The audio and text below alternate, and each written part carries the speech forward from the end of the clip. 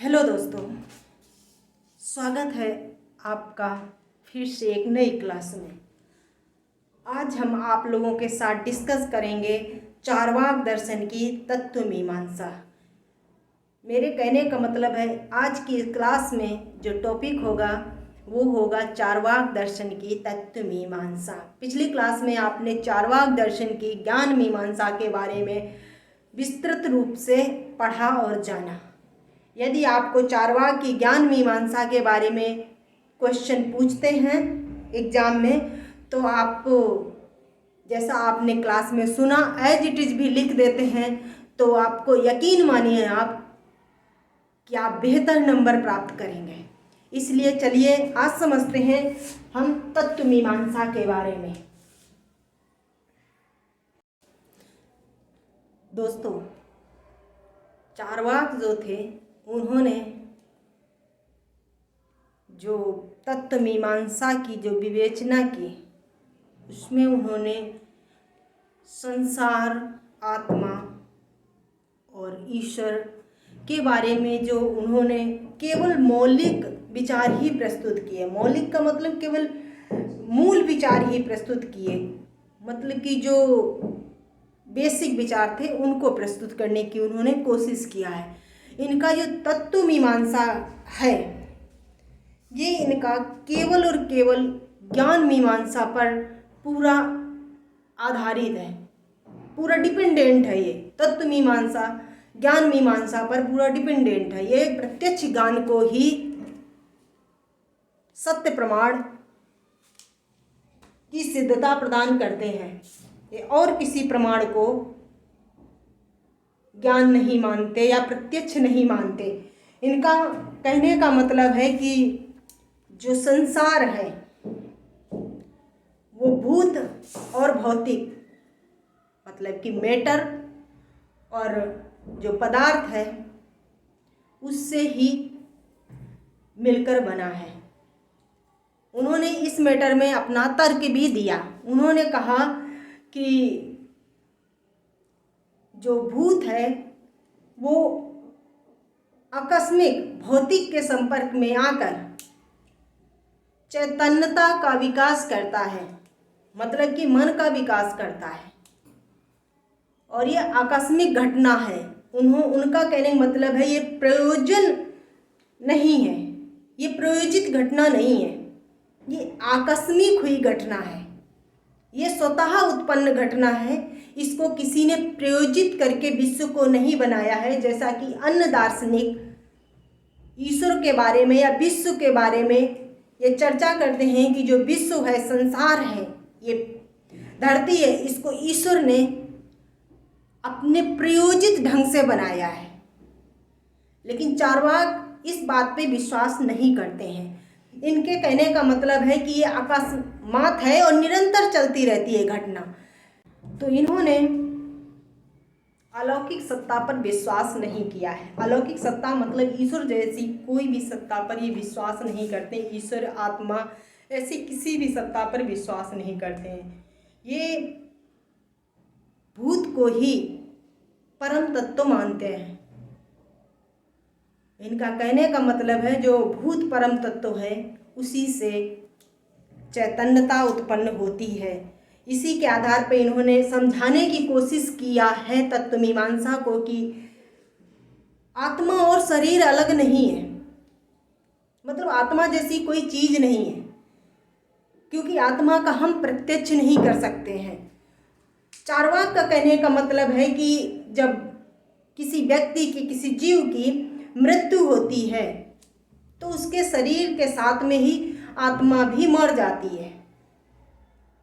मतलब कि आत्मा शरीर के निकलने के बाद हम उसको टच नहीं कर सकते, उसको महसूस नहीं कर सकते, उसका प्रत्यक्षीकरण नहीं किया जा सकता। इसलिए आत्मा और शरीर एक है।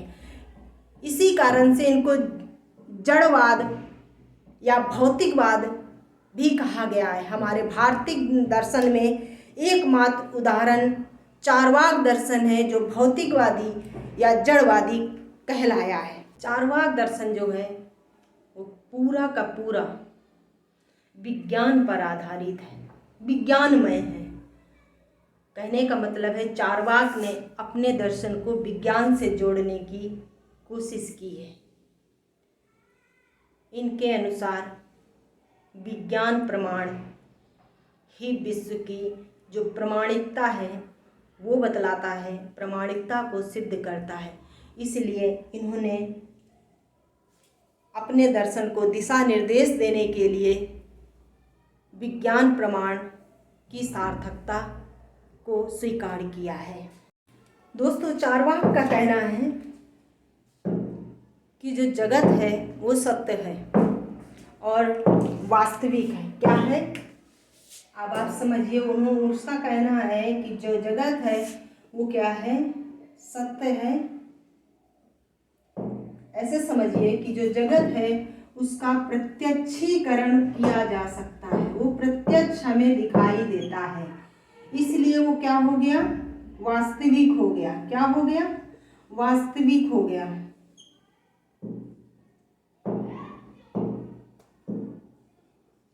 और वास्तविक होने कारण से वो क्या हो गया? सत्य हो गया। तो चारवाक दर्शन में कहने का मतलब है कि जगत का हमें प्रत्यक्षीकरण होता है, हमें साक्षात्कार होता है, इसलिए जगत क्या है? वास्तविक है। और वास्तविक होने के कारण से वो उसकी सत्यता प्रमाणित होती है, वो सत्य है। इस आधार पर ये कहा जा सकता है कि जो संसार है यानी कि विश्व है और उसकी जो भी वस्तुएं हैं वो सभी क्या हैं? भौतिक हैं।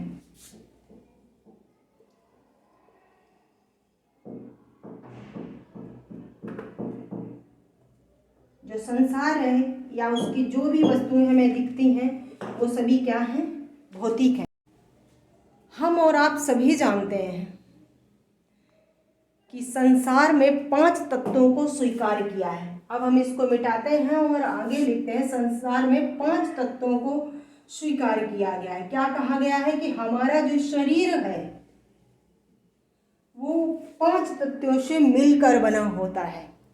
तो आप सभी को 5 तत्व पता होंगे, यदि नहीं पता है तो हम यहाँ पर लिखते हैं। जो हमारा शरीर है वो कितने तत्वों से मिलकर बना है?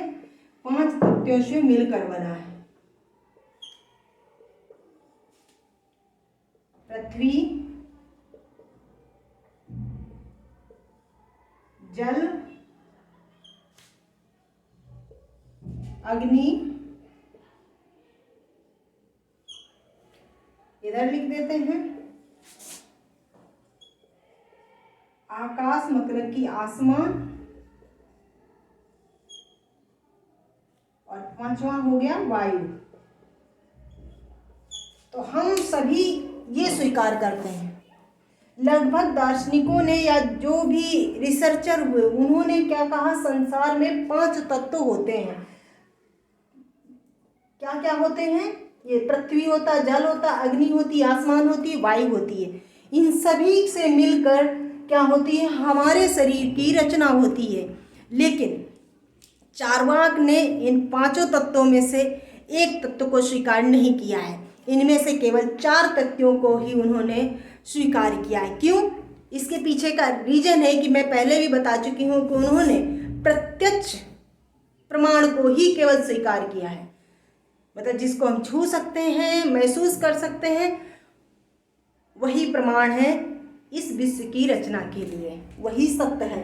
तो उन्होंने इसमें से किस तत्व को नहीं माना है? उन्होंने इस आसमान को नहीं माना है। आकाश मतलब आसमान जो भी है, उन्होंने इस तत्व को नहीं माना। उन्होंने अपने दर्शन में केवल 4 तत्वों को ही स्वीकार किया है। उनका कहने का मतलब है हमारा शरीर 4 तत्वों से मिलकर बना है, ना कि 5 तत्वों से। तो आपको ये सब बातें समझ में आ रही होंगी। यदि नहीं आए तो प्लीज़ हमें कमेंट बॉक्स में कमेंट करके ज़रूर बताइएगा और चैनल को सब्सक्राइब करके रखिएगा, उसकी बेल आइकन दबा कर रखिएगा। जैसे ही मैं न्यू क्लास अपलोड करूँ वैसे आप तक पहुँच जाए। क्योंकि दोस्तों मैं मेहनत कर रही हूँ क्लास बनाने के लिए। मैं कोशिश करती हूँ कि मैं बेहतर से बेहतर आपको पढ़ा सकूँ, बेहतर से बेहतर आपको मैटर दे सकूँ, आपको समझा सकूँ, ऐसा पढ़ाऊँ कि आपको समझ में आए। तो पढ़िए अभी। जैसा कि हमने बताया कि चार्वाक ने कहा कि जो आकाश है, क्या है, जो आकाश है इसका क्या हम नहीं कर सकते, प्रत्यक्षीकरण नहीं कर सकते।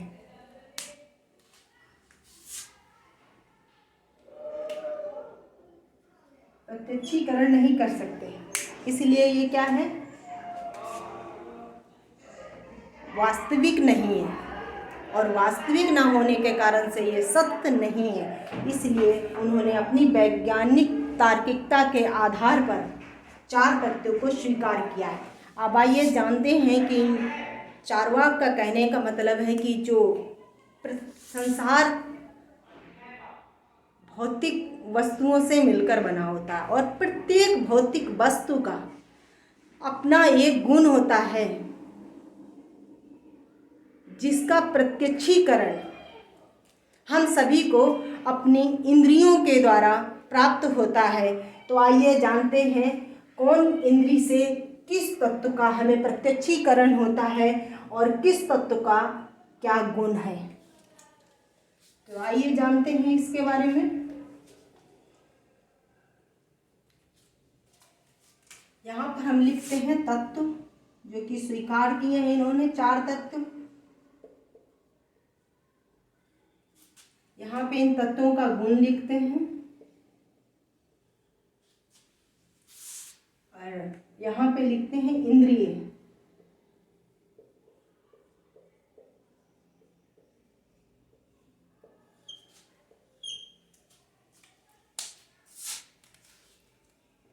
तो पहले तत्व लिखते हैं, जैसे मान लीजिए पृथ्वी है,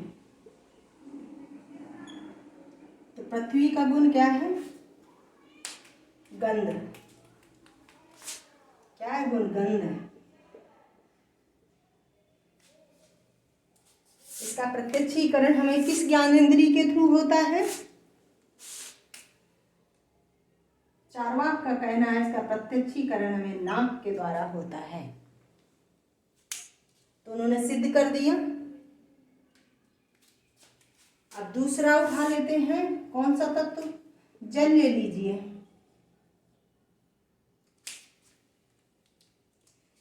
जल का गुण होता है स्वाद।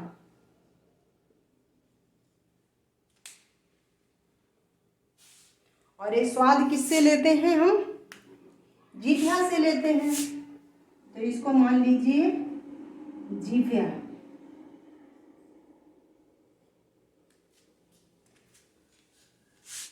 अगले तत्व की चर्चा कर लेते हैं, अग्नि की चर्चा कर लेते हैं। अग्नि का गुण क्या है, तेज है।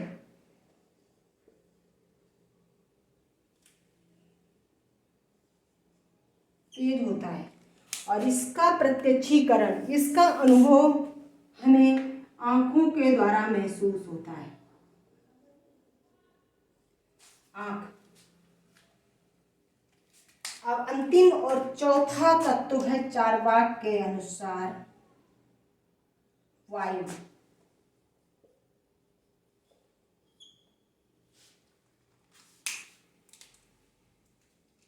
तो वायु के बारे में जान लेते हैं हम।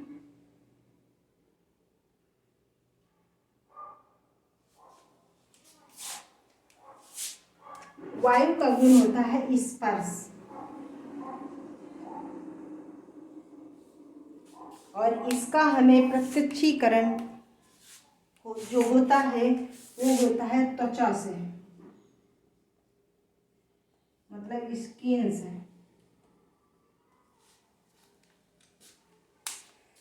तो आप सभी को ये तत्व मीमांसा की जो थ्योरी है, प्रत्यक्ष प्रमाण की जो थ्योरी है चार्वाक की, वो बहुत ही आसानी से समझ में आने वाली है दोस्तों।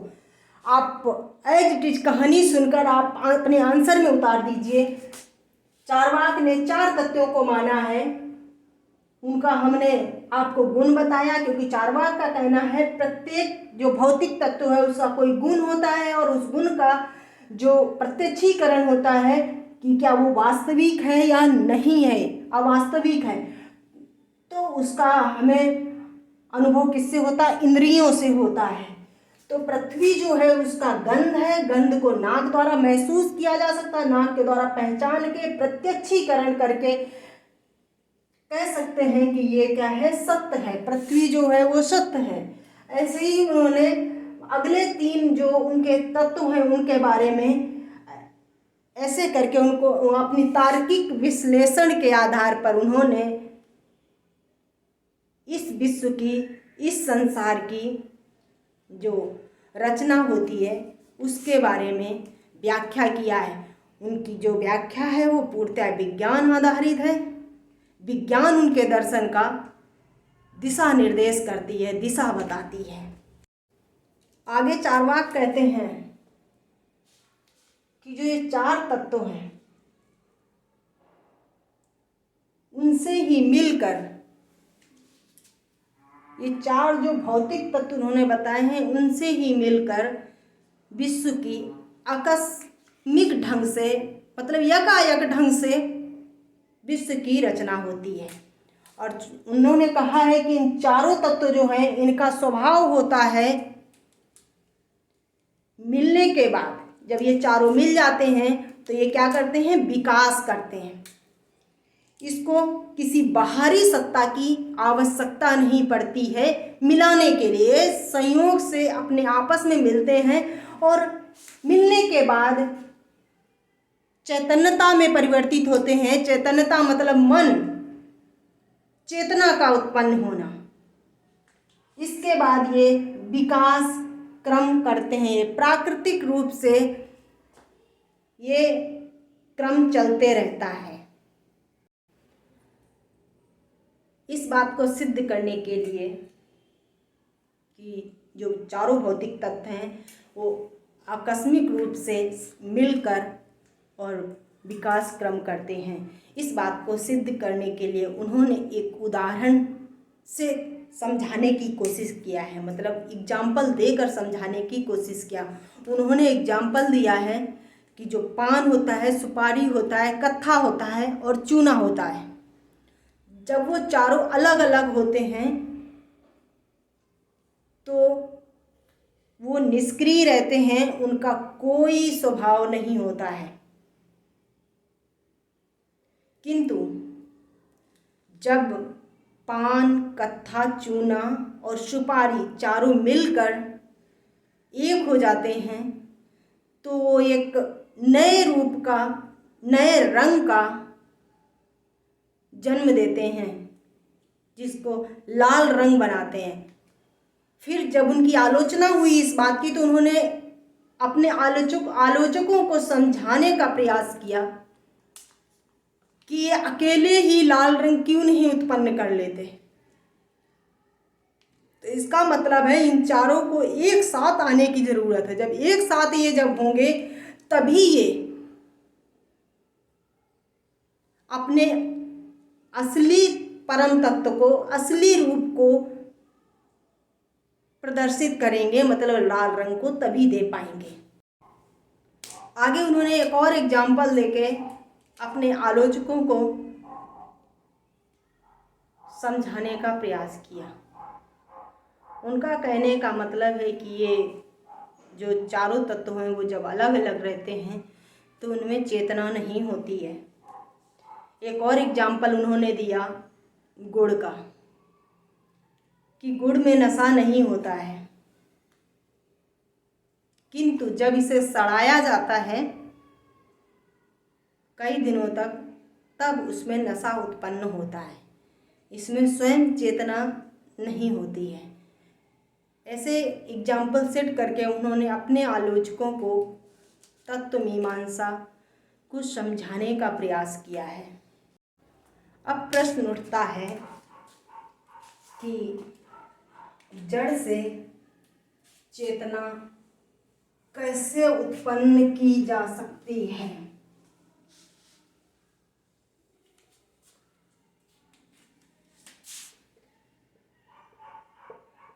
जड़ से चेतना कैसे उत्पन्न की जा सकती है।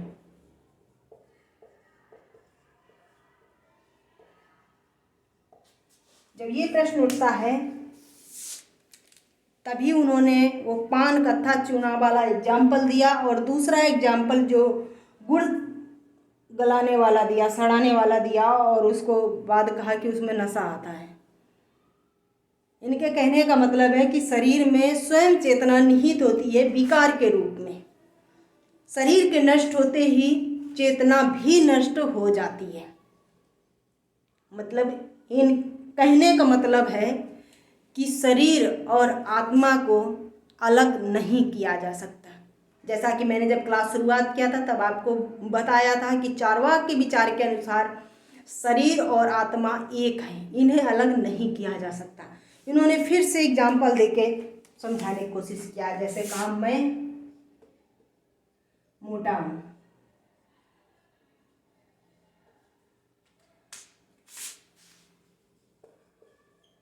मैं लंबा हूं, मैं छोटा हूं, मैं काला हूं, मैं गोरा हूं। आप जहां पर मैं लगाते हैं वो क्या हो गया? आत्मा हो गया। और जो काला गोरा है या मोटा पतला है या लंबा है वो सब क्या है? शरीर है। इस तरीके से इन्होंने जन्म से चेतना की व्याख्या की है। मैं को आत्मा माना है और उसका स्वभाव क्या है? शरीर है। शरीर गोरा है, काला है, पतला है, लंबा है, मोटा है, बौना है। इससे उन्होंने आत्मा और शरीर की जो व्याख्या है उसकी प्रामाणिकता को सिद्ध किया है। आत्मा यदि भिन्न होती तो शरीर के मर जाने के बाद भी दिखाई देती, क्योंकि आत्मा शरीर के मर जाने के बाद दिखाई नहीं देती है। इसलिए आत्मा शरीर से भिन्न नहीं है, आत्मा प्रत्यक्ष नहीं होती है। चार्वाक ने अंत में भी यही माना कि जो भूत हैं वही विश्व की रचना करने में सक्षम है, पर्याप्त है। इसके अतिरिक्त कोई ऐसी सत्ता नहीं है जो विश्व की रचना कर सके। इसलिए इन्होंने केवल और केवल भौतिक तत्वों को ही माना। उन्होंने कहा कि भौतिक तत्वों में एक ऐसा गुण होता है जो एक साथ मिलने पर केवल निर्जीव वस्तुओं का निर्माण ही नहीं करते हैं, वो सजीव वस्तुओं यानी कि चेतना का भी निर्माण करते हैं। इन्होंने अपने दर्शन में अंत में ये निष्कर्ष निकाल कर दिया। चार्वाक अपने विश्व की जब व्याख्या करते हैं तो उससे संबंधित जो विचार रखते हैं विश्व से संबंधित, तो वो कहते हैं कि ये जो चार तत्व हैं इनके आकस्मिक गुणों का फल ही विश्व है।